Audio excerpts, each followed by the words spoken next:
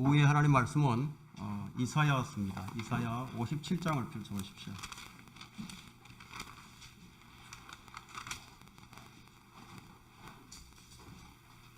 이사야 57장 9절부터 보겠습니다. 9절부터 14절까지인데요. 14절 한 절만 읽고 하도록 하겠습니다. 14절.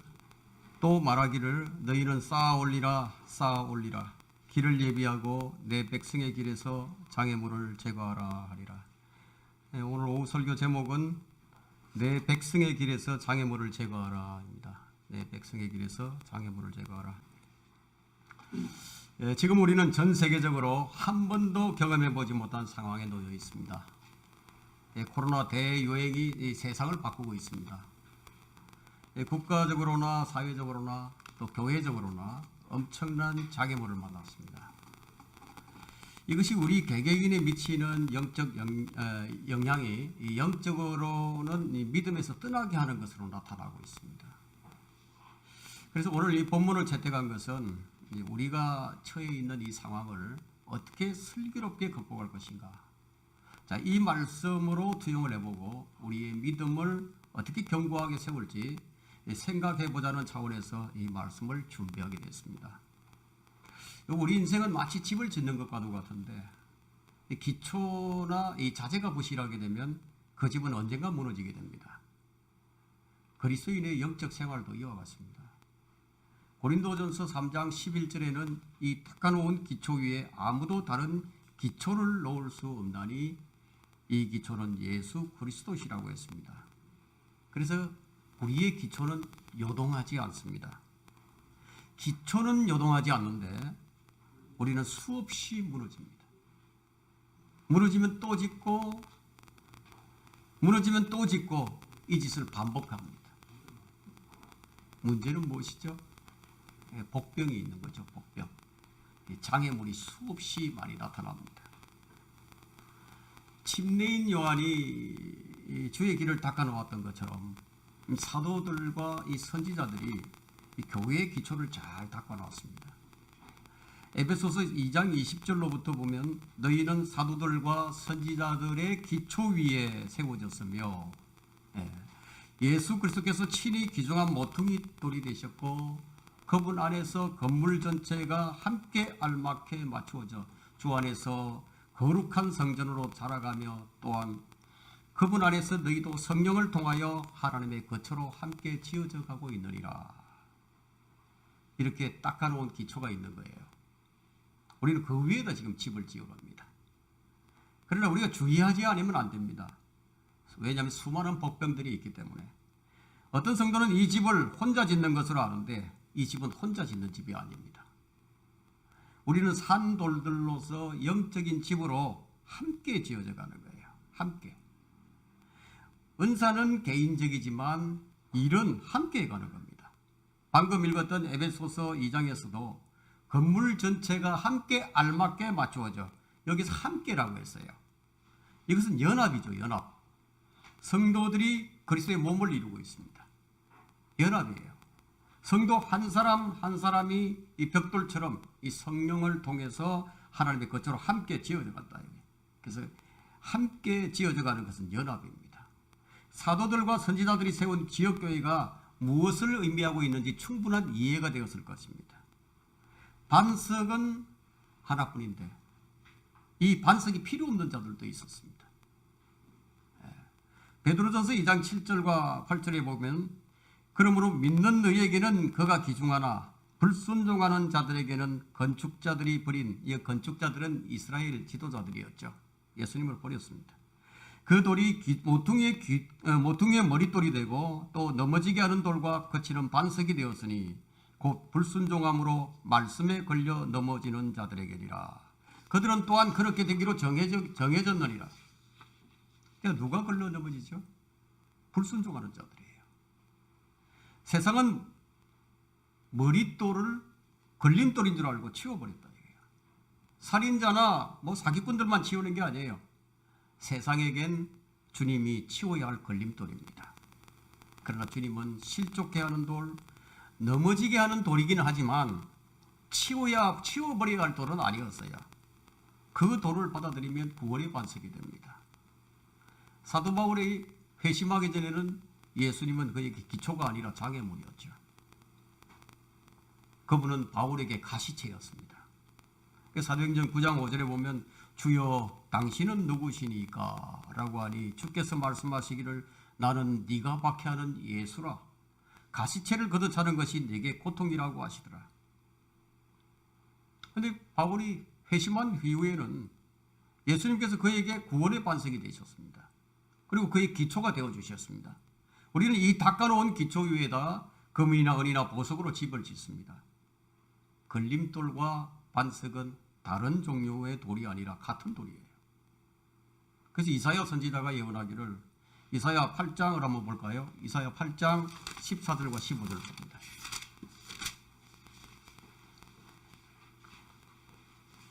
그는 성소가 되실 것이나 이스라엘 두 집에는 넘어지는 돌과 그침이 되는 반석이 되실 것이며 예루살렘 거민에게는 함정과 올무가 되시리라. 그들 가운데 많은 사람이 넘어지고 쓰러지고 부러지고 걸려들고 붙잡히리라. 자, 주님은 살아있는 성전입니다. 그런데 그 성소가 걸림돌이 되어서 많은 사람들이 그 돌에 걸려 넘어지고 부서지고 올무에 붙잡힙니다. 자, 예수님을 믿지 않으면 예수님은 그 사람에게 걸림돌이 되고 전국에는 하늘에서 내려와 산산조각으로 부수는 돌이 됩니다. 이것은 문자적으로 재림 때 실현이 될 것입니다. 반면에 예수님을 받아들이게 되면 그분은 우리의 성소가 되어주십니다. 사람과 사람 사이에도 마찬가지예요. 서로가 사이가 좋지 않게 되면요, 사람들끼리는 서로 간에 걸림돌이 되죠. 서로 화해하고 사랑하게 되면 좋은 친구가 됩니다. 좋은 친구는 디딤돌이 되죠. 걸림돌이 아니라. 그러면 이 걸림돌을 없애야 할 돌인가 아니면 사랑해야 할 돌인가는 각자에게 달려있는 거예요. 오늘 이 말씀을 통해서 나는 어떤 사람이 되어야 할 것인가를 깊이 생각해 보시기 바랍니다. 장애물을 제거하라. 첫 번째는 이스라엘은 치워야 할 걸림돌이 무엇인지를 알지 못했습니다. 본문은 우상 숭배하는 이스라엘이 무엇을 의지하고 있는지를 보여주는데 9절을 보시면 네가 향유를 가지고 왕에게로 갔으며 네 향수를 늘리고 또 네 사자들을 멀리 보내서 스스로를 지옥에까지 낮추었도다. 자, 이 말씀이 무슨 말씀이냐면 이스라엘에 살기 위해서요, 강대국과 화친을 맺었습니다. 그러나 그 결과는 아시리아가 북왕국 이스라엘을 완전히 멸망시켜버렸죠. 그래서 네가 향유를 가지고 왕에게로 갔으며, 이것은 이스라엘의 외교수를 보여줍니다. 이스라엘이 외교를 어떻게 했는지 호세아 선지자는 이것을 가리켜서 에프라임이 이스라엘이죠. 북왕국입니다. 에프라임은 바람을 먹으며 동풍을 따라가는도다. 그는 날마다 거짓말과 황폐함을 늘리는도다. 그들은 아시리아인들과 더불어 언약을 맺고 기름은 이집트로 옮겨지는도다. 호세아 12장 1절이에요. 화치는 아시리아와 맺고요, 기름은 이집트로. 지금 이중프레이를 하는 거예요. 자, 이게 만약에 들통이 난다면은 양쪽에서 토사구팽 당합니다. 외교에서 이중프레이를 하는 것은 최악이죠. 국가의 흥망성쇠는 정치, 경제, 또 외교, 군사 이것으로 결정이 되지만 그것에는 주를 두려워하고 주를 섬기는 믿음이 바탕이 되어야만 안전합니다. 이스라엘이 주님을 잘 섬겼을 때는 주변국들이 이스라엘에 대한 두려움에 떨었어요. 이스라엘은 작지만 그들은 주님을 섬길 때는 최강이 되었습니다. 그런데 이들이 주님을 버렸을 때 마치 삼손이 머리카락을 잘린 것처럼 아무런 힘을 발휘할 수가 없었어요. 그냥 아무나 와서 치면 그냥 맞는 거예요. 그들이 주님을 쓸데없다고 제쳐놓았을 때 이방 민족을 섬겨야 하는 종이 되었던 겁니다. 그래서 잠언 14장 34절에는 주의 의는 민족을 높이지만 죄는 모든 백성을 욕되게 한다고 했습니다. 모든 백성을 욕되게 하는 거예요. 이스라엘이 주를 버리자 이 말씀대로 모든 백성이 욕을 당하는 겁니다. 그 비굴함이 어디까지 낮아지느냐, 지옥에까지 스스로를 낮춰야만 하는 아주 비참한 상태가 된 겁니다. 그 나라 꼴이 말이 아니죠. 요즘 하는 말들이 어떤 말입니까? 이게 나라냐고. 이게 나라냐고. 이런 말을 많이 하죠. 사람들의 생각에는 이 강성한 국가는 경제력이나 군사력이라고 생각하지만 그것이 아니에요. 강성한 나라는 정의예요. 정의가 살아있습니다. 정의가 그 나라를 강하게 합니다. 지금 이 나라를 가장 약하게 하는 것이 무엇입니까? 북한인가요? 아니면 중국인가요? 아니에요. 정의가 없는 거예요. 정의가 없는 것이 이 나라를 가장 약하게 만듭니다. 북한은 우상숭배 국가입니다. 김일성, 김정은 그리고 김정은까지 3대 세습하는 종교체제죠. 유사 종교체제입니다. 남한은 어떻습니까? 우리나라는 지금 남한은 부정과 부패 국가예요. 국가의 정책이 술집에서도 열립니다. 그러면서도 관습이라고 얘기를 하면서 부끄러움을 전혀 몰라요. 이 나라의 위정은 어떻습니까? 세계 1위입니다. 북한은 우상숭배로 무제한 피를 흘리면서 폭력으로 땅을 더럽히죠. 그렇다면 남한은 어떻습니까? 남한은 부정과 불법과 음행으로 땅을 더럽힙니다. 국가의 흥망은 어디에 달려있느냐? 의에 달려있어요. 의. 여러분, 아브라함이 부강하게 되죠. 아브라함이 부강하게 된 것은 그에게는 주를 믿는 믿음이 있었어요. 이 굴러 들어온 돌이었던 이 아브라함이 얼마나 강해졌던지 주변 나라들이 화친을 맺자고 사신을 보내왔습니다. 무엇이 그를 크게 한 것입니까? 다윗을 크게 한 것은 무엇입니까? 솔로몬을 크게 한 것은 무엇입니까? 역대기상 29장 25절에는 주께서 온 이스라엘 앞에서 솔로몬을 심히 높이시고 이스라엘에서 그의 앞에 있던 어떤 왕에게도 주지 않으신 왕의 위엄을 그에게 주셨더라. 여기 사람을 크게 하는 분이 누구십니까? 하나님이세요. 사람을 크게 하는 것이. 시편 31편 24절에는 담대하라 주를 바라는 너희 모든 자들아 그가 너희 마음에 힘을 주시리라. 우리 힘을 어디서 얻습니까? 하나님께로부터 얻습니다. 하나님께서 주시는 거예요. 우리를 강하게 하시는 분이 누구십니까? 주님이시죠. 그래서 우리는 내게 능력 주시는 그리스도를 통하여 내가 모든 것을 할 수 있느니라. 이것이 우리의 고백입니다. 그런데 이스라엘이 주를 버리고 어떻게 했죠? 이집트를 의지하는 거예요. 우리는 이런 역사를 통해서 나를 볼 줄 알아야 합니다. 그토록 많은 이적들과 기적들과 표적들을 경험했던 이스라엘이 왜 주님을 버리고 이집트를 의지했을까요? 왜 그렇게 했을까요? 주님을 제대로 몰랐기 때문이에요. 알아도 제대로 알아야 됩니다. 무엇이 걸림돌인지를 몰랐어요. 우리 역시 주님을 제대로 알지 못하게 되면 무엇이 걸림돌인지, 무엇이 내게 좋고 나쁜 것인지 모르게 됩니다. 이스라엘이 주변의 강대국들의 이리저리 얻어 터지면서도요, 무엇이 이루어진 줄 몰라요. 여기 본문 10절을 보시면 네 길이 아주 멀어 네가 피곤하여도 소망이 없다고 말하지 않았으니 네가 네 손에 생명을 얻었으므로 슬퍼하지 않았도다. 이들은 주님을 안다고 하면서 주님을 의지하지 않는 거예요. 오히려 비굴한 외교술로 평화 조약을 맺기만 하면 뭐 안전할 줄로 알았어요. 정치 외교는 철저하게 손익 계산에 의해서 좌우됩니다. 그런데 막연한 외교술이 도움이 될 것이라는 기대를 합니다. 사람은요, 믿을 게 못 돼요. 더군다나 나라와 나라 사이에는 더 믿을 게 못 됩니다. 내가 좀 도움을 줬으니까 내가 어려워지면 그가 내게 도움을 줄 것이다. 천만에요. 짐승은 배신하지 않지만 사람은 배신합니다. 사람은 왜냐? 자기 좋을 대로 움직이니까. 이스라엘이 재물을 가지고 그 국가의 안전을 도모하자면 얼마나 피곤하겠습니까? 그 조그만 나라에서. 이 나라 마찬가지예요. 고려시대, 조선시대예요. 중국의 조공을 바치기 위해서 백성들의 등골이 휘었습니다. 조공을 갖다 바치고 여자들을 갖다 바치고 나라 살림이 거들날 지경이지만 비굴한 생명을 얻었다고 슬퍼하지도 않는 거예요. 비굴한 생명이에요. 본문의 말씀이 지금 이것을 말합니다. 비굴한 생명을 유지하면서 소망이 없다고 말하지도 않는 거예요. 주님께서 이들에게 하신 말씀이 네가 네 손에 생명을 얻었으므로, 그럼 주님께서 어떻게 하시죠? 그러면 어디 네가 한번 할 수 있는 데까지 한번 해보라는 거예요. 그렇게 했어라도 안전이 도모되는지 보라는 겁니다. 그들과 맺은 종이장 화친이 참 평화인지 확인해 보라는 겁니다. 나라와 나라 간에 그 평화를 가져오는 것이 외교 문서가 아니에요. 강력한 힘입니다. 영국의 체인벌린 총리는 그 2차 세계대전이 발발 직전에 독일 아돌프 히틀러에게 이제 유화 정책을 펴게 됩니다.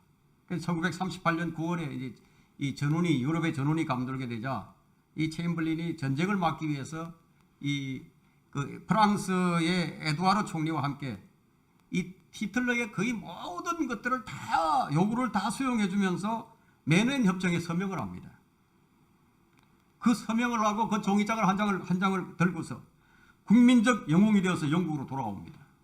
영광스러운 평화를 얻었다고. 우리 시대의 평화라고 역설을 했습니다. 그러다 그는 국민의 압도적인 지지를 얻었습니다. 굴욕적이더라도 전쟁보다는 평화가 낫다. 아무리 나쁜 평화라도 전쟁보다 낫다. 이것이 먹혀든 겁니다. 그때 히틀러가 무엇을 알았죠? 야, 이 사람들이 보니까 전쟁을 아주 무서워하는구나. 그걸 알게 되자 이제 마음 놓고 전쟁을 시작합니다. 히틀러는 독일이 주변의 약소국들을 침략하더라도 이 영국이나 프랑스가 꼼짝하지 않겠구나. 이걸 알게 된 겁니다. 평화조약이라는 종이짝 아무 쓸모가 없죠. 힘이 바탕이 되지 않으면요, 평화는 절대 지키지 않는 거예요. 이 진리가 그때 2차 세계대전 때 그때 온 세상이 알게 된 겁니다. 지금 이 나라에도 비굴한 외교를 하는 자들이 있습니다. 평화는 구걸에서 얻어지는 것이 아닌데, 온 세상이 다 알고 있는데 이 나라는 그걸 몰라요. 이스라엘 지도자가 이러했습니다. 이스라엘의 지도자가. 그들에겐 주 하나님이 평화가 아니었습니다. 돈과 재물로 평화를 구걸하는 광경이 오늘 본문의 내용입니다. 이 나라의 상황과 오늘 본문의 상황이 어찌 그리 똑같은지. 저건요, 상대가 좀 전쟁을 두려워한다는 것을 알게 되면요, 그것으로 게임 끝이에요. 뭘 갖다 바쳐 자유가 지켜지는 거 아니에요. 계속해서 위협해서 빼앗아내죠. 또 빼앗아내고 또 빼앗아내다가 전국에는 침략해버립니다. 이스라엘의 힘이 누굽니까? 이스라엘의 힘은 주 하나님이신데, 그런데 가장 강력한 힘을 가지고도 그 가치를 몰랐습니다. 자기들의 계략을 의지했죠. 나라 꼴이 그야말로 지옥과 같은데도 아직은 괜찮다고. 경제는 잘 돌아가고 있다고. 평화는 유지될 것이라고. 전쟁은 없다 이거예요. 정말 그런가요? 이스라엘의 소망은 경제력이나 군사력이나 외교력이 아니다 이거예요. 그들은 주의 백성이죠. 하나님의 백성이다. 하나님의 백성은 하나님에 의해서만 안전이 보장됩니다. 이스라엘이 이것을 몰랐던 겁니다. 우리가 알아야 할 것이 바로 이것입니다. 예레미야 17장을 한번 보겠습니다. 예레미야 17장 13절에 오 주 이스라엘의 소망이시여, 오 주 이스라엘의 소망이시여, 주를 버리는 자는 다 수치를 당할 것이며 또 내게서 떠나는 자들은 흙에 기록되리니 이는 그들이 생수의 근원이신 주를 버렸음이니이다. 주님은 버려버린 거예요. 주님 버리면 가망 없어요. 가망 없습니다. 주님을 버리고 나서도 우리는 괜찮을 것이다고. 그래도 등골이 희도록 갖다 주었으니까 우리를 침략하지 않을 거다. 우리 안 잡아먹을 거다. 헛된 소망을 가진 그들을 향해서 네가 네 손에 생명을 얻었으므로 슬퍼하지도 않는도다. 주님께서 비굴한 평화를 비웃으신다. 저는 이 나라의 상태가 바로 이와 같은 것을 보면서 이렇게 되지 않도록 간절히 기도할 뿐입니다. 장애물을 제거하라. 두 번째, 이스라엘은 주변 강대국들을 무서워하는 두려움이 가장 큰 걸림돌이었습니다. 두려움이었어요. 11절을 봅니다. 본문 11절에 네가 전에 누구를 무서워하며 두려워하였기에 거짓말을 하였으며 나를 기억하지도 못하고 마음에 두지도 못하였느냐. 내가 오랫동안 잠잠했기에 네가 나를 두려워하지 아니하였느냐. 이스라엘이 왜 이렇게 되어버렸습니까? 하나님의 백성들이 왜 이렇게 되어버렸습니까? 사람이 주님을 두려워하면 두려울 것이 아무것도 없어집니다. 사람이 주님을 두려워하고 그분의 말씀에 떨게 되면요, 어떻게 되느냐? 담대함을 얻게 됩니다. 두려운 게 없어요. 담대해집니다. 세상을 이기고 죄를 이깁니다. 주님께서 아브라함에게 뭐라고 말씀하셨습니까? 아브라함아, 두려워 말라. 나는 너의 방패요 너의 지극히 큰 상이니라. 여러분, 상이라는 것이 다른 게 아니에요. 하나님이 상이에요. 하나님을 얻으면 다 얻은 거예요. 네. 가나안 땅을 정탐한 칼렙은 이렇게 말했죠. 오직 너희는 주를 거역하지 말며 또한 너희는 그 땅의 백성을 두려워하지 말라. 그들은 우리의 밥이요 그들의 보호자는 그들에게서 떠났으나 주께서는 우리와 함께 계시니 그들을 두려워 말라 하니라. 주님께서 이 말씀을 반복해서 하시는데, 그들을 두려워 말라, 그들을 두려워하지 말라. 신명기 3장 22절, 7장 18절, 7장 21절에 이 말씀을 3번 반복합니다. 사람을 두려워하면 이 거짓말을 하게 되고요, 반드시 올무에 걸리게 됩니다. 이스라엘은 하나님이 보이지 않았기 때문에 거짓말을 한 거예요. 하나님이 안 보이잖아요. 거짓말을 했습니다. 사람은 아주 작은 일에도 거짓말을 쉽게 하는데 변명을 하면서 거짓말을 하죠. 선의의 거짓말이라고. 어쩔 수 없이 거짓말을 했다고. 화평을 위해서 거짓말을 했다고. 변명을 하는 거예요. 왜 거짓말을 하느냐. 괜히 바른 말을 옳은 말을 해가지고 분란을 일으킬 필요가 없지 않겠느냐고. 거짓말이 드러나게 되면 또 거짓말을 하게 되고 그 거짓말이 쌓이고 쌓입니다. 거짓말에 대한 변명이 점점 많아지는 거죠. 사람이 뭔가를 두려워하고 있다는 것은요, 죄가 있다는 얘기예요. 죄가 있다 이거예요. 양심에 끄리낌이 없으면 죄가 담대해지죠. 양심에 끄리낌이 없다면. 만일 우리 마음이 우리 자신을 정죄하지 아니하면 하나님께 담대함을 얻는다고 얘기했죠. 죄에는 두려움이 있습니다. 그러나 사랑에는 두려움이 없습니다. 주님께서 우리에게 두려워하는 영을 주시지 않았거든요.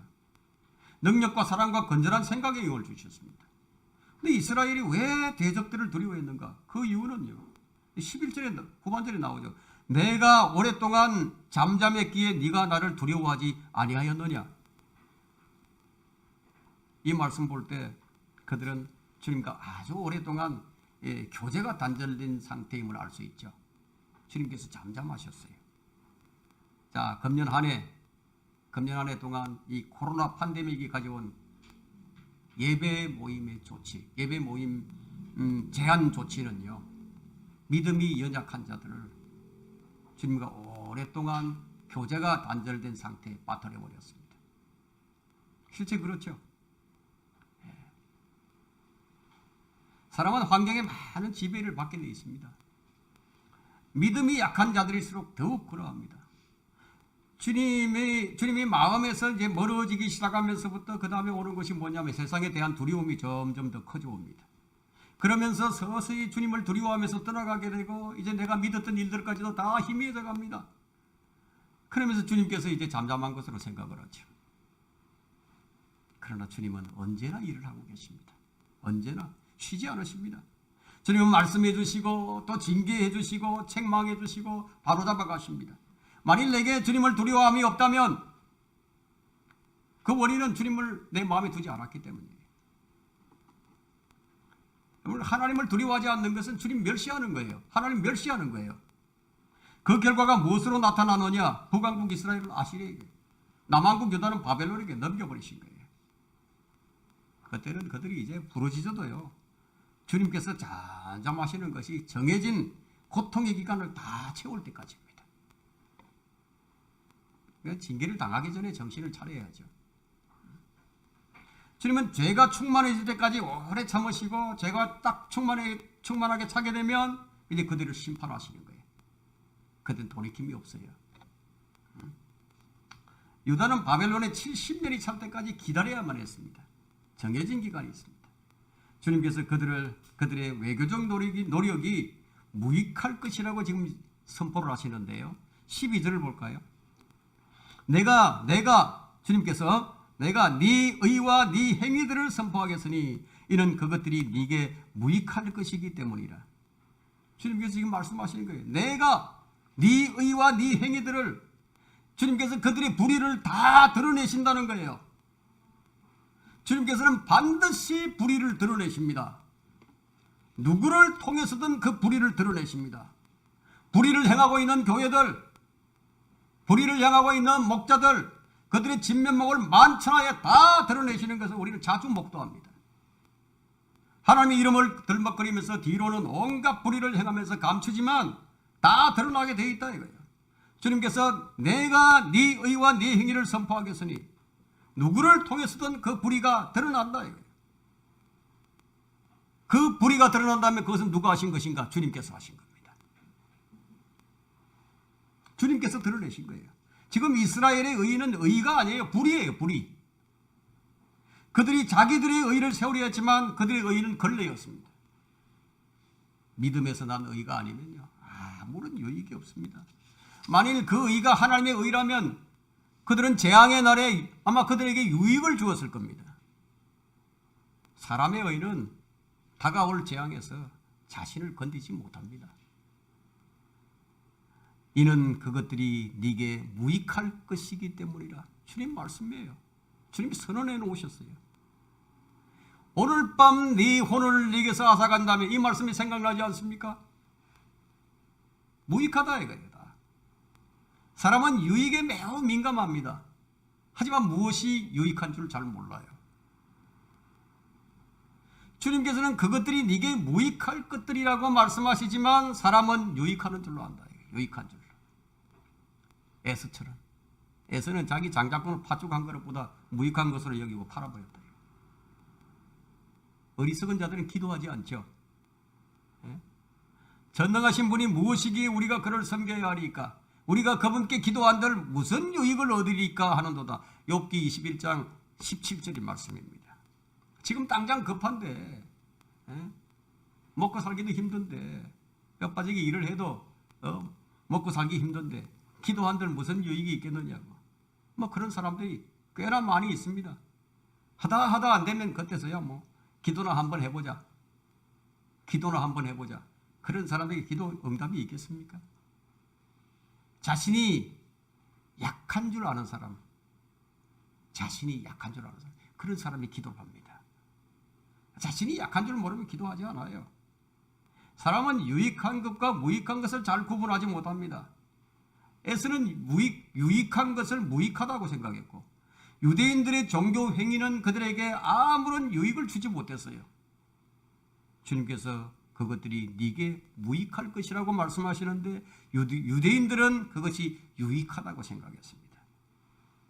사람들은 역경의 날에 자기가 모은 재산이 유익을 줄 것이라고 생각하지만 성경은 잠언 11장 4절에 재물은 진노의 날에 유익하지 않으나 의인은 죽음에서 구해내느니라. 성경이 지금 주님께서 재물은 아무런 유익을 주지 못한다고. 여러분, 갑작스런 재앙이 닥치는데 그 재물이 무슨 소용이 있겠습니까? 전쟁이 일어나면 수십억짜리 아파트가 무슨 소용이 있겠어요? 헛된 유상이 무슨 유익을 가져다 주겠습니까? 누가 아무 것에도 유익하지 못한 신을 만들었으며 새긴 형상을 부어 만들었느냐고. 주님은 이 유익한 것을 무익한 것으로 아는 어리석은 자들을 재앙으로 비웃으십니다. 그냥 비웃으시는 게 아니라 재앙으로 비웃으신다 이거예요. 그래, 주님께서 네가 그렇게 해서 안전할 수 있다면 그래, 한번 해보라는 거예요. 한번 해보라고. 13절 볼까요? 네가 부르짖을 때에 네가 모은 것들로 너를 구해내게 하라. 그래도 바람이 그것들을 모두 다 멀리 옮길 것이요 헛된 기운이 그들을 가져가리라. 여러분, 홀로코스트, 유대인들이 수백만 명씩 살해되어 나가는데 독일 나치의 폭력을 막을 수 있는 것이 아무것도 없었어요. 여러분, 이 나라가 그렇게 되지 않도록 기도해야 합니다. 장애물을 제거하라. 세 번째, 이스라엘은 버려야 할 무익한 것들을 유익한 것으로 여겼습니다. 여러분, 지도자를 잘 만나는 것이 얼마나 중요한지 아세요? 지도자를 잘 만나야 합니다. 예레미야 23장 32절에 주가 말하노라. 보라, 거짓 꿈들을 예언하고 그들에게 말하여 그들의 거짓말들과 헛된 자만으로 내 백성을 거릇되게 하는 자들을 내가 대적하노라. 내가 그들을 보내지도 그들에게 명령하지도 아니하였으니 그들이 이 백성에게 전혀 유익이 없으리라. 주가 말하노라. 예, 이 잘못된 지도자들은요, 전혀 유익이 없는 거예요. 거짓 교사들, 부패한 종들은 아무 유익이 못 돼요.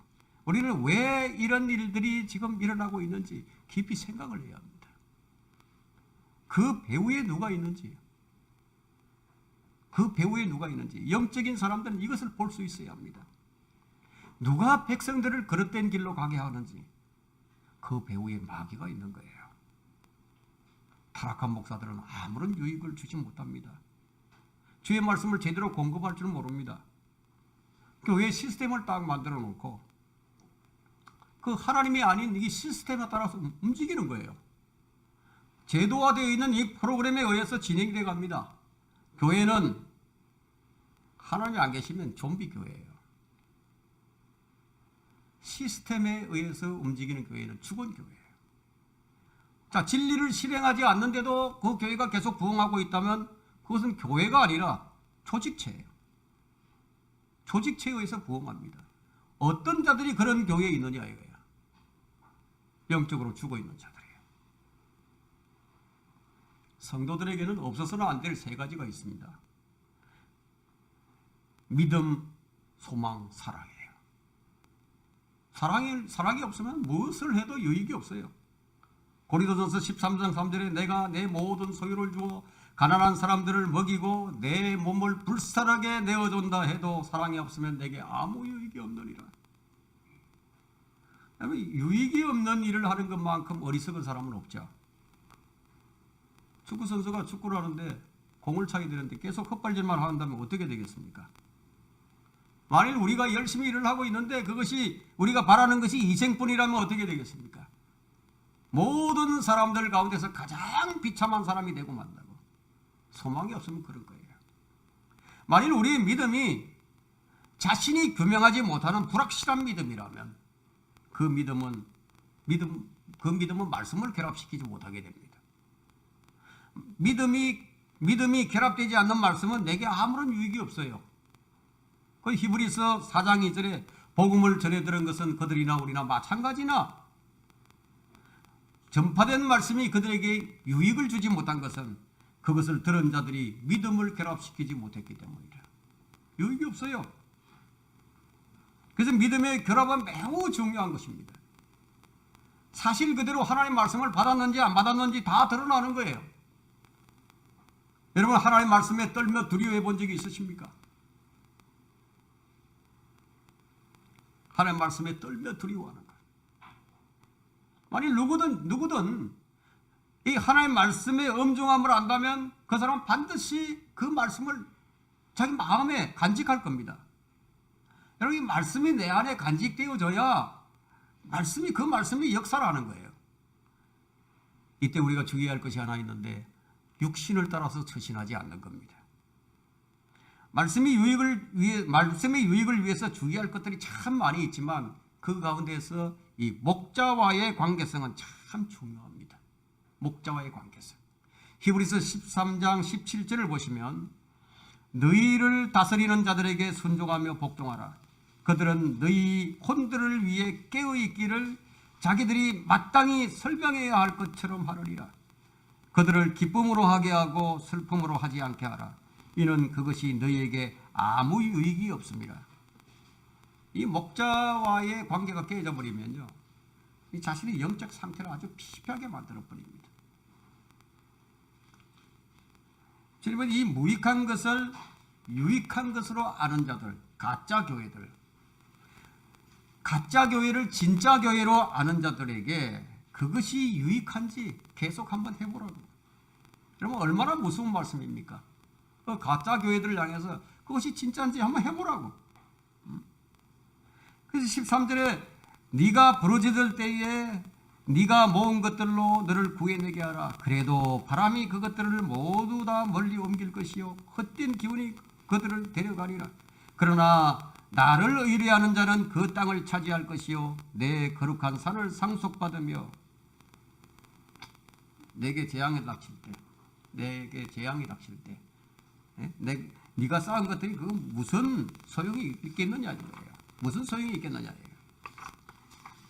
그렇게 네가 구걸한 평화가 무슨 소용이 있겠느냐는 겁니다. 네가 그렇게 섬겼던 우상들과 너희들이 맺은 동맹들이 그 동맹들에게 한번 구걸을 해보라고.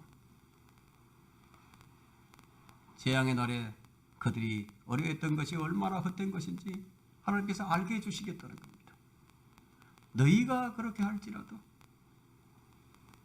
아시리아가 이스라엘을 멸망시킬 때요, 바벨론이 유다를 멸망시킬 때요, 이집트는 아무 유익이 되지 못했어요. 그렇게 기름을 갖다 주었건만 이스라엘은 포로로 잡혀갔고 지금도 열 지파는 보이지 않아요. 그들이 민족 가운데 흩어져서 흡수되어 버렸습니다. 그러면 누가 장애물인지 누가 반석인지 잘 판단해 보라는 겁니다. 그러나 나를 의리하는 자는 그 땅을 차지할 것이요 내 거룩한 산을 상속받으며. 이것은 이스라엘의 회복입니다. 그러나 다 회복되는 것이 아니라 남은 자들만 상속을 받게 됩니다. 남은 자들은 누구냐? 대환란 때 이기는 자들이에요. 이들은 천년왕국 때 땅을 차지하게 되고 예루살렘을 상속받게 될 것입니다. 14절을 볼까요? 또 말하기를 너희는 쌓아올리라 쌓아올리라. 길을 예비하고 내 백성의 길에서 장애물을 제거하라 하리라. 본문은 주의 재림 때 돌아오는 유대인들에 관한 말씀인데 이것은 초림이 아니라 재림 때 성취하게 될 것입니다. 이것은 주의 길이 아닌 백성의 길이에요. 백성의 길이에요. 백성의 길에 대해서 이사야 선지자가 말하기를 이사야 62장 10절을 한번 보십시오. 통과해 가라. 통과해 가라. 성문을 통과해 가라. 너희는 백성의 길을 예비하라. 여기 백성의 길이에요. 쌓아 올리라. 대로를 쌓아 올리라. 돌들을 가려내고 백성을 위하여 깃발을 들어 올리라. 한때는 모든 길이 로마로 통한 적이 있었습니다. 그러나 천년왕국 때는 모든 길이 다 예루살렘으로 통하게 됩니다. 전 세계에 흩어져 있던 유대인들의 길이 준비됩니다. 전 세계 어느 곳에서나 예루살렘으로 가는 길이 열리게 됩니다. 온 백성들이 예루살렘으로 달려와서 주님께 경배를 하게 됩니다. 모든 길은 예루살렘으로. 백성의 길이에요. 이 백성의 길에, 내 백성의 길에 있는 장애물들을 다 치우라는 거예요. 그 누구도 유대인들의 귀환을 막을 수가 없어요. 그들의 모든 길에 장애물들이 다 제거됩니다. 아말렉이 이스라엘의 올무와 함정을 놓았지만 재림 때에는 이스라엘 앞에는 아무런 함정과 올무가 없게 됩니다. 지금의 유대인들에게 있어서 가장 큰 걸림돌이 무엇입니까? 분쟁하고 있는 팔레스타인입니까? 아니면 그들 주변에 있는 국가들입니까? 아니면 반유대 감정을 가진 민족들입니까? 사람들은 그렇게 말하겠지만 사실은 그들이 걸림돌이 아니에요. 그들이 걸림돌이 아닙니다. 그들의 가장 큰 걸림돌은 바로 주 예수 그리스도십니다. 이스라엘은 예수라는 걸림돌에 걸려서 2000년을 고생하고 있습니다. 그들은 예수라는 돌에 걸려 넘어졌고 올무에 빠져버렸습니다. 이사야 8장 14절에는 그는 성소가 되실 것이나 이스라엘 두 집에는 넘어지는 돌과 거침이 되는 반석이 되실 것이며 예루살렘 거민에게는 함정과 올무가 되리라. 그들은 예수라는 돌에 의해서요 부서지고 깨어져 버렸습니다. 예수님이 그들의 함정과 올무가 되었습니다. 그들의 불신과 그들의 영적 무지가 유익한 것을 무익한 것으로, 예수님을 배척함으로써 그들은 주님 걸려 넘어지게 하는 그 돌에 넘어져 버린 겁니다. 그들은 유익한 것을 무익한 것으로 여겼습니다. 이것은 우리 믿음의 여정에서 일어나는 일들입니다. 우리의 걸림돌은 무엇입니까? 여러분들 각자에게 걸림돌이 있어요. 마음의 걸림돌은 탐욕이에요. 에스겔 14장 3절을 보게 되면요, 인자야, 이 사람들은 자기들 마음속에 자기들의 우상을 세워놓고 그들의 얼굴 앞에 그들의 죄악의 방해물을 놓았으니 그들로 내게 조금이라도 묻게 하랴. 탐욕이거든요. 그리스도인들이 탐욕을 가지고 주님 앞에 나옵니다. 탐욕을 좀 이루어 달라고 기도를 하죠. 내 탐욕을 좀 채워달라고, 좋은 학점을 받게 해달라고, 좋은 직장에 들어가게 해달라고, 좋은 배우자 만나게 해달라고, 좋은 자식, 계속해서 좋은 것들을 원하죠. 그리고는 말년은 아주 좋게 죽는 것을 원합니다. 이것이 무엇입니까? 현세적인 복이죠. 물론 우리가 이것을 위해서 기도를 해야 합니다. 그러나 그 마음의 동기가 무엇이냐는 거예요. 그리스도인들은 항상 필요를 구해야 합니다. 그러나 정말 필요한 것들이 영적인 것들이죠. 정말 필요한 것들은 영적인 것들이 일단 채워지게 되면요, 그 현세적인 것들에 대한 염려가 다 사라져 버립니다. 여러분은 아마 여기에 동의할 것입니다. 하나님께 그러면요, 그 무엇이 우리에게 필요하죠? 우리에게 필요한 것이 무엇입니까? 여러분들이 기도하고 난 다음에 필요한 것이 무엇입니까? 인내가 필요하죠. 우리가 고난을 당할 때 필요한 것이 무엇입니까? 인내가 필요하죠. 믿음이 필요하죠. 절제가 필요하죠. 여기에도 여러분들이 다 동의할 겁니다. 하나님께서 우리의 모든 필요들을 채워주신다고 하셨는데, 여러분의 필요가 무엇입니까? 바로 현세적인 것들입니까? 아니면 성령 충만입니까? 주의 온유함입니까? 주의 자애입니까? 주의 자비입니까? 주의 은혜입니까? 혹시 내게 필요한 것이 건강하게 잘 사는 것은 아닌가요? 나의 필요가 무엇입니까? 무엇이 필요하죠? 용서하는 마음, 긍휼히 여기는 마음, 그 마음이 필요하죠. 근데 사람들을 대하는데 불쌍한 마음이 없다 이거예요. 사랑이 없다 이거죠. 심각한 상태죠. 지금 내게 필요한 것이 무엇입니까? 잘 생각해 보세요. 내게 지금 무엇이 필요한가? 주의 생각과 주의 마음이 필요합니다. 이게 필요한 거예요. 하나님은 정말 우리에게 필요한 것들을 채워주시기 원하시는데, 근데 우리의 생각은 어떻죠? 사실 우리는 우리의 필요들을 잘 몰라요. 내게 무엇이 정말 필요한지 잘 모른다고. 우리의 생각의 필요들은 무엇입니까? 좋은 차, 좋은 집, 좋은 옷, 풍요로운 생활. 대체적으로 이렇게 생각을 하죠. 그러나 정말 내게 필요한 것이 무엇입니까? 예수님이죠. 주님이십니다. 우리 그분의 성품이 우리에게 필요합니다. 이렇게 생각하는 사람이 얼마나 될까요? 내게 모든 것을 견뎌낼 수 있는 이런 큰 믿음이 있다면 그것은 하나님께서 내게 채워주신 거예요. 내가 이런 모든 것들을 견뎌낼 수 있는 그런 인내가 있다면 그것도 하나님께서 내게 주신 거예요. 아무나 할 수 있는 게 아니다는 얘기예요. 교육과 환경이 만드는 것도 아닙니다. 하나님께서 주신다 이거예요. 그럼 우리는 감사함으로 받으면 되죠. 그리스도의 마음을 갖게 되면 여러분 가치관이 일치됩니다. 가치관이.